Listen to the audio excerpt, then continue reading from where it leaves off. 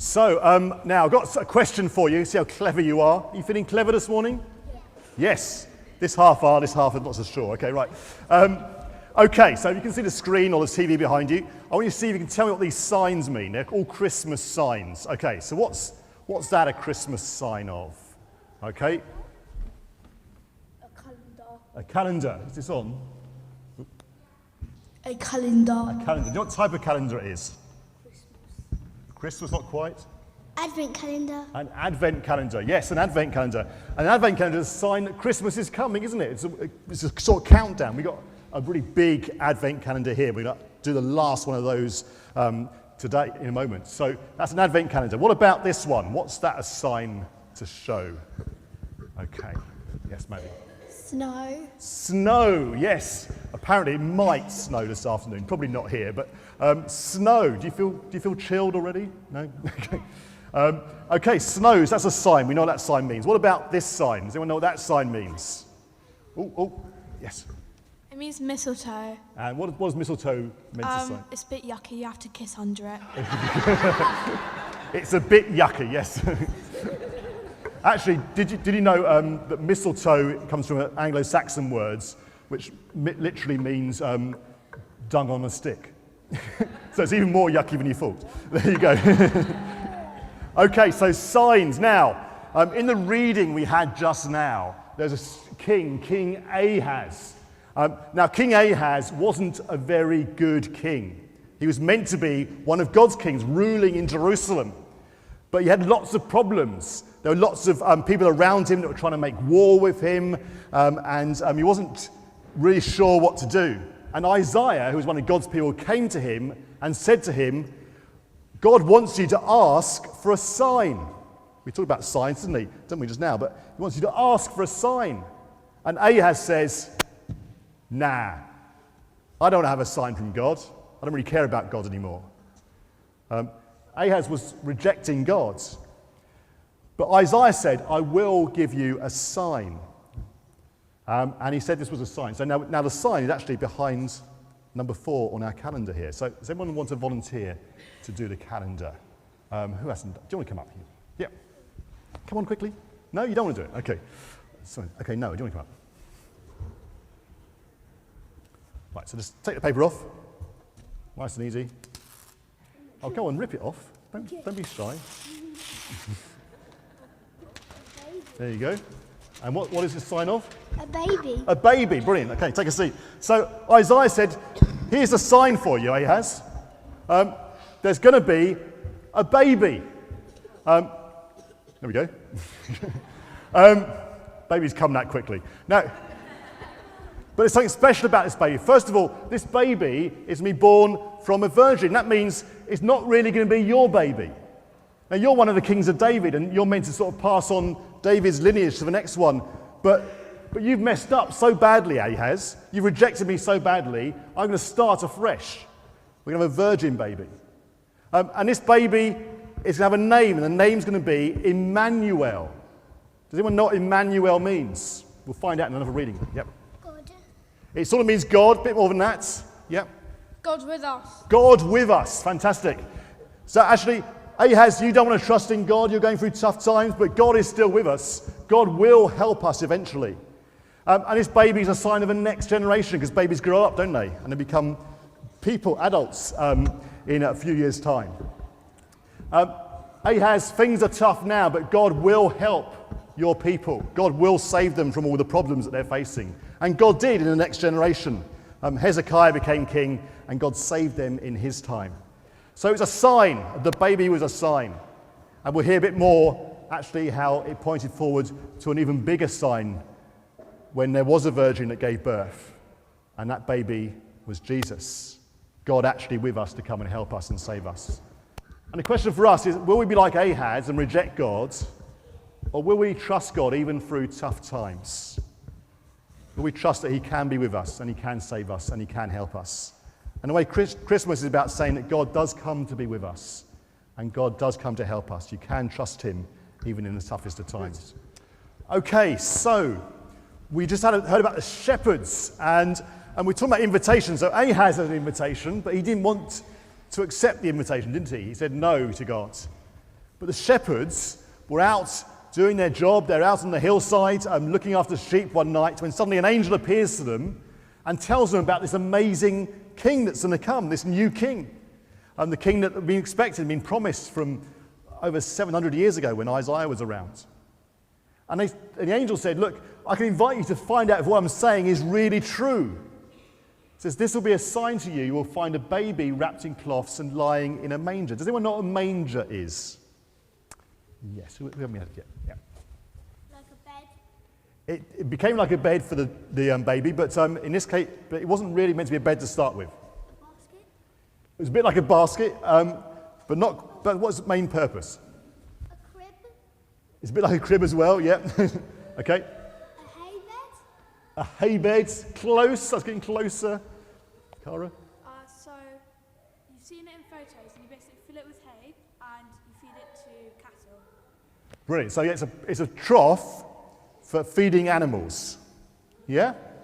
Now, would you put a baby in a trough that cows with all their slobber were sort of feeding from? Do you think that's a good idea? No. But it was the only place they had, because there was no room for them at the inn. We heard that. So they had to do it as the best place for the baby, a place where cows have been slobbering all over. So it's a strange place to put a baby, but the angel said to the shepherds, look, if you can go and find there's a baby in a manger, then you'll know that what I'm saying to you is true. And the shepherds were invited to go and find out whether it's true or not. And so they did. They went and they discovered there was a baby in a manger. But before they did that, lots of other angels appeared. And the angel said this, glory to God in the highest, and on earth peace to men on whom his favour rests. Now, peace is when people that are fighting each other become friends again, isn't it? But this is God's favour. This is about God and men finding peace. Now, can I have 2 volunteers? Oh, okay. Right, let's go for Maddie and Ewan. Right, do you want to stand here? That's it. So, when people argue and they fall out, very good, then they stop talking to each other. They turn your backs on each other? Very good, okay. That's not great, is it? But when one person says, actually, no, I'm going to try and make peace, I'm going to try and bring friendship, they'll turn round, they'll tap them on the shoulder, before they, okay, and try and stand up, right? And offer a hand of peace. And then they're inviting you to accept peace, to accept friendship, and they can be friends again. Oh. Okay, you can sit down now. But that's what the angel was saying about God and us. You see, we've been really nasty to God. We've rejected him like Ahaz did. We turned our backs on him. We've gone and done our own things without doing what he wants or pleasing him. And yet God comes in Jesus to offer us a hand to say, I can give you peace, friendship with me again. As Richard talked about earlier on, becoming a child of God. You can call me Father again. And the invitation for all of us, clicker, is will you accept God's hand of peace? Will you this Christmas accept that? Great. Right, so we looked at the invitation to Ahaz, and did Ahaz accept the invitation? No, he didn't, did he? He rejected God. He turned away from God. And the invitation to the shepherds to find out if the message was true about peace with men between God and man. And did they accept the invitation? Yes.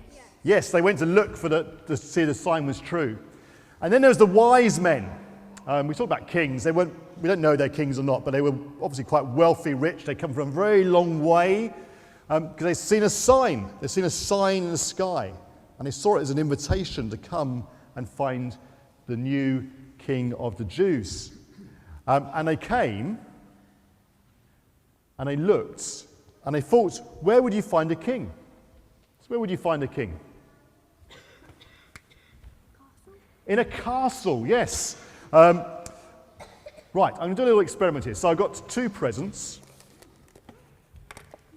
Okay. Now, one present, see it beautifully wrapped. Well, almost beautifully. It was me who did it. And one just sort of stuffed in newspaper. we have 2 volunteers? Okay, do you want to you come up and Joshua? Yeah. Okay, so you're shortest out of you two. Do you want the newspaper one or the nicely wrapped one? You want the nicely wrapped one, okay? Do you want the newspaper one? Okay. Well, do you want to unwrap it and see what you got? Both of you do that. Yep. That's it. Be quick. You'll get in practice for a week's time. That's it. Right. Okay. So what have you got? Do you want to take out what you got? A sock. You got a sock. Are you pleased with that? You're not very pleased with that? No, no. What have you got? Chocolate orange. You got a chocolate orange. Wow. So maybe if you're nice to Joshua later on, he can give you a bit of a chocolate orange, if your parents let you. Okay. Do you want the sock? Okay, I'll keep. Okay. Thank you very much. Thanks so much. Okay, you can keep that and share that with the other children, yeah? Okay. Take a seat for the moment. Sorry. Right. Okay. So, sometimes the way things are wrapped doesn't really give us a good sign of what they really are, does it? Sometimes something may be really nicely wrapped up and it just turns out to be a sock. Other times it's badly wrapped up and it turns out to be a chocolate orange. And the wise men followed the invitation, says shepherds, to find the star, to find God's king. And they went to the castle. They went to Jerusalem, the capital city where all the palaces and the castles were, because that's where you expect to find the king, isn't it? That's where you expect to find him. And they got there and said, "We're looking for the new king." And they said, "Oh, what new king? We've already got a king, King Herod, and he gets a bit upset if you start suggesting there's other kings around. Maybe you should look in Bethlehem, because that's where it says in the Bible that kings come from."